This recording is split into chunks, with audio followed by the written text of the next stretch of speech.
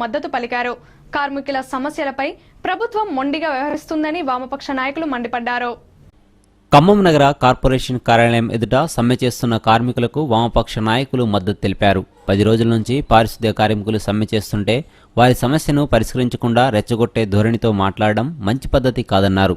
సమ్మె ప్రభావంతో వీధులన్నీ చెత్తతో నిండిపోయాయని, దీంతో ప్రజలు రోగాల బారిన పడే అవకాశం ఉందని వామపక్షం నాయకులు పేర్కొన్నారు. ఎన్నికల సమయంలో కాంట్రాక్టు ఉద్యోగులను రెగ్యులర్ చేస్తానన్న హామీని సీఎం కేసీఆర్ నిలబెట్టుకోవడం లేదని వారు తీవ్ర స్థాయిలో ధ్వజమెత్తారు. కార్మికుల సమస్యలపై వామపక్షాల ఆధ్వర్యంలో పెద్ద ఎత్తున పోరాటం చేయవలసి వస్తుందని నేతలు హెచ్చరించారు.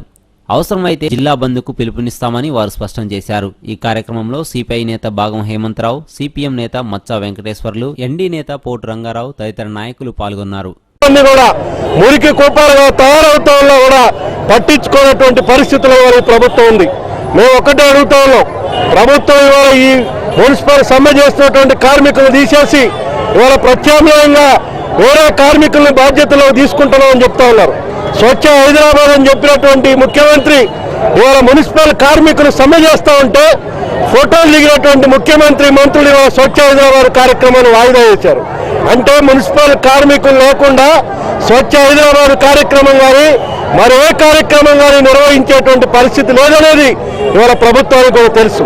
సమ్మె ఇవాళ మీరు విరమించండి, మేము మీ సమస్యను పరిష్కరిస్తామని చెప్తా ఉన్నారు. వాస్తవానికి జూన్ నెలలోనే ప్రారంభం కావాల్సినటువంటి సమ్మె ఇవాళ జూలై 5 నుంచి సమ్మె ప్రారంభమైంది. 10 రోజులుగా కనీసం వీళ్ళ సమస్యల గురించి హామీ ఇవ్వాల్సినటువంటి ప్రభుత్వం మళ్లీ కార్మికులు మభ్యపెట్టేటువంటి ప్రయత్నం తప్పితే ఈ సమస్యను పరిష్కరించాలనేటువంటి చిత్తశుద్ధి ఈ ప్రభుత్వానికి కనపడుతున్నట్టుగా అర్థం కావట్లేదు. అందుకని తక్షణమే రాష్ట్రం మరింత మురికి కూపంగా తయారై ప్రజలందరూ కూడా రోగాల బారిన పడకముందే ఈ మున్సిపల్ కార్మికుల యొక్క, గ్రామ పంచాయతీ కార్మికుల యొక్క సమస్యలు పరిష్కరించి ఈ సమ్మెను విరింపజేయాలని చెప్పేసి ప్రభుత్వాన్ని డిమాండ్ చేస్తాను. లేని పక్షంలో ఈ రోజు నుంచి వామపక్షాల పార్టీల ఆధ్వర్యంలో హైదరాబాద్లో అదేవిధంగా జిల్లా కేంద్రాల్లో కూడా ధర్నా కార్యక్రమాలు నిర్వహిస్తా ఉన్నాం.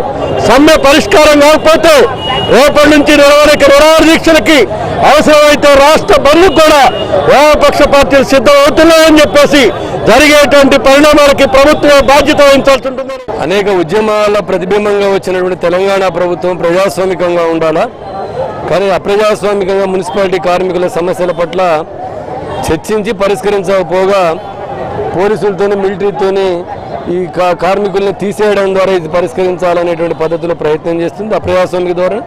ఇప్పటికైనా మున్సిపాలిటీ కార్మికుల డిమాండ్ న్యాయమని, గ్రామ పంచాయతీ కార్మికుల డిమాండ్ కూడా న్యాయమని చర్చించి పరిష్కరించాలా, సమ్మెను విరమించాలా. ఇలా మొత్తం కూడా రాష్ట్ర వ్యాప్తంగా ఎక్కడ చెత్త అక్కడ ఉండడానికి ప్రభుత్వం వైఖరి ప్రధాన కారణం. ఆకలితోని కార్మికులు నకనకలాడుతూ వాళ్ళ కనీస వేతనాలు ఇవ్వాలని డిమాండ్ చేస్తే ఆ డిమాండ్లు పరిష్కరించకపోగా ఇలా కార్మికుల మీద నెపం మోపడం, దుష్ప్రచారం చేయడం అన్యాయమైందని చెప్పి భావిస్తున్నాం. అనే ప్రభుత్వం, పోలీసులు, మిలిటరీ మీద ఆధారపడటం కాదు, ప్రజాస్వామిక వాంఛల మీద, ప్రజాస్వామిక ఆకాంక్షల మీద నిలబడాలని చెప్పి డిమాండ్ చేస్తున్నాం. మిలిటరీ ద్వారా, పోలీసుల ద్వారా సమస్యను పరిష్కరించలేరు. అది మరింత కొరివితో తలగొక్కడం తప్ప మరొకటి కాదని చెప్పి భావిస్తున్నాం. అందుకే మున్సిపాలిటీ కార్మికుల మద్దతుగా ఇలా ధర్నా చేపడతా ఉన్నాం. ప్రభుత్వం ఇప్పటికైనా చర్చించి పరిష్కరించకపోతే అమరా నిరాహార దీక్షకి రేపు రాష్ట్ర బంద్కి పూనుకుంటామని చెప్పి మాట్లాడితే కనుక తెలంగాణ రాష్ట్రం అగ్నిగుండంగా మారేటువంటి అవకాశం ఉంటుంది.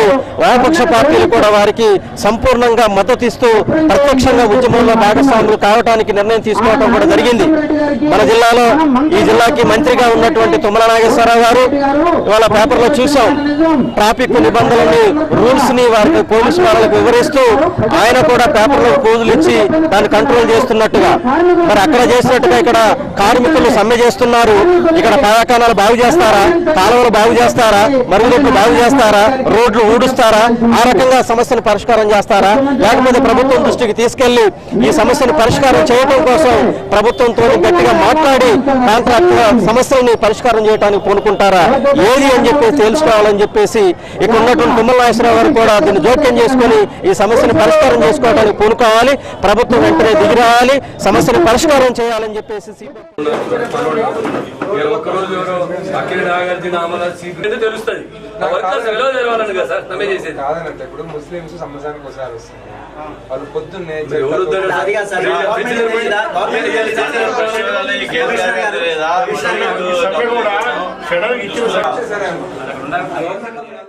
ఖమ్మం జిల్లాలో భారీ వర్షం కురిసింది. నగరంలో కురిసిన వర్షానికి రోడ్లన్నీ జలమయమయ్యాయి. డ్రైనేజీలు పొంగి నీరంతా రోడ్లపై ప్రవహించింది. ఎండవేడితో ఉక్కిరిబిక్కిరైన జిల్లా ప్రజలు ఈ వర్షంతో సేదతీరారు. వాతావరణం ఒక్కసారిగా చల్లబడడంతో ప్రజలు ఊపిరి పీల్చుకున్నారు. జిల్లాలోని పలు ప్రాంతాల్లో వర్షం కురిసింది. విత్తనాలు పెట్టుకున్న రైతులకు ఈ వర్షం కొంత ఉపశమనాన్ని కలిగించింది.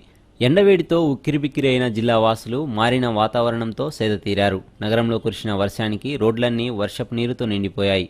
డ్రైనేజీలు పొంగి రోడ్లపై వర్షపు నీరు ప్రవహించింది. దీంతో కొంత ట్రాఫిక్కు ఇబ్బందులు తలెత్తాయి.